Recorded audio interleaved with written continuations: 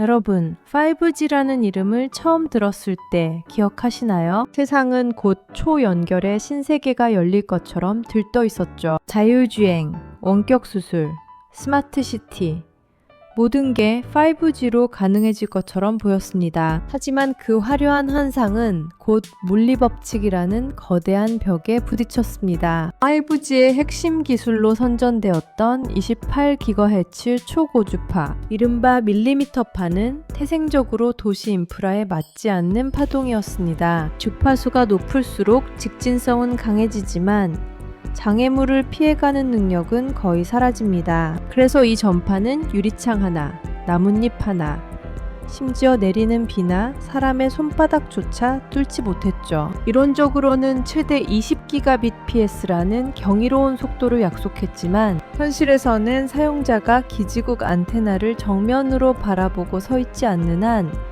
그 속도는 신기루에 불과했습니다. 이 물리적 한계를 극복하려면 기지국을 수십 미터 간격으로 사실상 가로등마다 박아야 했습니다. 하지만 이건 단순히 돈의 문제가 아니었습니다. 기지국마다 광 케이블을 연결하고 전력을 공급하며 유지보수까지 해야 하는데 그 비용은 전 세계 어떤 통신사도 감당할 수 없는 수준이었죠. 결국 5G는 연구소 안에서만 빛나는 슈퍼카였을 뿐 장애물이 가득한 도심이라는 서킷에서는 제대로 달릴 수 없는 차였습니다. 결국 대한민국을 포함한 전 세계 통신사들은 초기의 열정과 미래 비전을 조용히 접었습니다. 그리고 LTE망을 살짝 확장해 숟가락만 얹은 가짜 5G, 바로 NSA 방식만 남겨두었죠. 지금 우리가 쓰는 5G는 순수한 5G 전용망이 아니라 LTE 신호가 제어권을 쥐고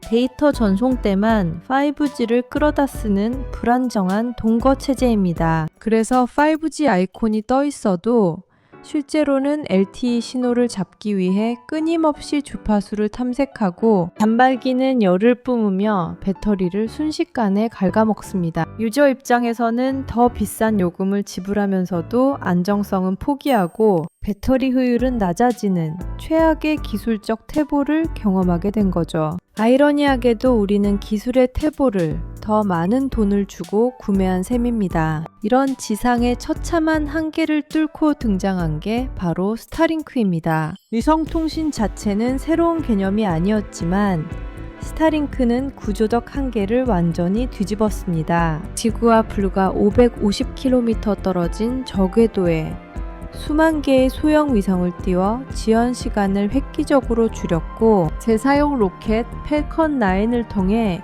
발사 비용을 기존의 10분의 1 수준으로 낮추며 경제성을 확보했습니다. 과거 군사나 해양 같은 특수 영역에 머물렀던 위성통신이 스타링크를 통해 처음으로 일반 소비자용 인터넷으로 확장된 겁니다. 스타링크의 진화는 공포스러울 정도로 빠릅니다. 그 핵심에는 레이저 링크 기술이 있습니다. 과거의 위성은 지상 기지국과만 소통했지만 이제 스타링크 위성들은 우주 공간에서 서로 레이저를 쏘아 데이터를 주고받습니다. 진공 상태인 우주에서 빛은 광 케이블 속 유리 섬유보다 약 47%나 더 빨리 이동합니다. 즉 대양 바닥을 굽이굽이 돌아가는 지상 광 케이블보다 우주에서 레이저로 지름길을 만드는 스타링크가 물리적으로 더 빠른 속도를 낼 수 있다는 뜻입니다. 최근에는 한 걸음 더 나아가 별도의 접시 안테나 없이 스마트폰으로 위성 신호를 직접 수신하는 다이렉트 투 셀 시대를 열고 있습니다. 위성에 거대한 안테나를 탑재해 하늘 위에 우주 기지국을 세운 것과 같습니다. 이제 에베레스트 정상에서도 태평양 한가운데서도 여러분이 쓰던 LTE 5G 스마트폰 그대로 인터넷을 쓰고 문자를 보낼 수 있게 된 겁니다. 5G 기지국 앞에서 안테나 칸수를 확인하며 사각지대를 걱정하던 굴욕의 시대가 우주에서 쏟아지는 전파에 의해 무력화되고 있습니다. 하지만 이 화려한 성공의 이면에는 인류가 한 번도 경험하지 못한 새로운 차원의 위협이 도사리고 있습니다. 가장 먼저 맞닥뜨린 문제는 밤하늘의 실종입니다. 최종적으로 4만 개 이상의 위성이 궤도를 돌게 되면 태양빛을 반사하는 이 인공 구조물들은 천문학계의 재앙이 됩니다. 우주의 기원을 탐구하는 천체 망원경의 시야에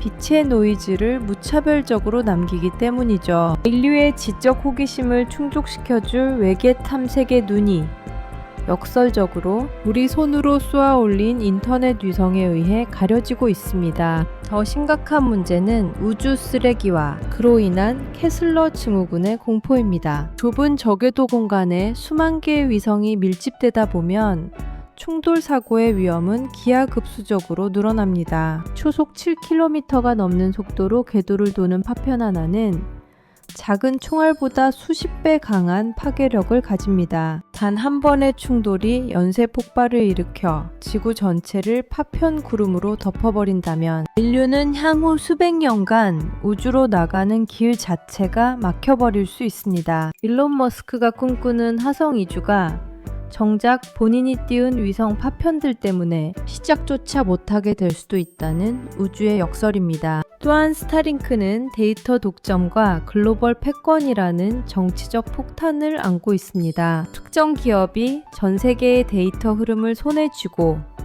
국가 간의 분쟁에서 통신 스위치를 끄고 켜며 전쟁의 양상을 바꿀 수 있는 힘을 가지게 된 겁니다. 이는 한 기업의 의사결정이 국가의 안보와 주권을 흔들 수 있음을 의미합니다. 이제 전 세계는 휴크지 통신 규격 주도권을 두고 지상과 우주를 통합하려는 치열한 전쟁을 벌이고 있습니다. 스타링크가 쏘아올린 공은 단순한 인터넷 보급을 넘어 누가 지구의 신경망을 지배할 것인가 라는 거대한 질문으로 번졌습니다. 결국 5G가 지상에서의 물리적 불가능성에 부딪혔다면 스타링크는 우주에서의 지속 가능성이라는 거대한 시험대에 올라와 있습니다. 스타링크 위성들이 수명이 다하면 스스로 궤도를 이탈해 대기권에서 완전 연소되도록 설계되는 등 자정 노력을 하고는 있지만 수만 개의 인공지능 위성이 만드는 궤도의 밀도는 우리가 한 번도 가보지 않은 위험한 길임이 분명합니다. 우리는 이제 기지국 신호를 찾아 헤매는 시대를 지나 우주에서 쏟아지는 전파를 누리는 시대로 나아가고 있습니다. 하지만 그 달콤한 연결의 대가가 우리의 밤하늘과 미래 우주 탐사의 기회라면 우리는 잠시 멈춰서서 물어야 합니다. 우리는 과연 무엇을 위해 우주를 연결하고 있는가? 5G의 환상이 깨진 자리에 들어선 스타링크의 시대. 이 거대한 혁신이 인류의 축복이 될지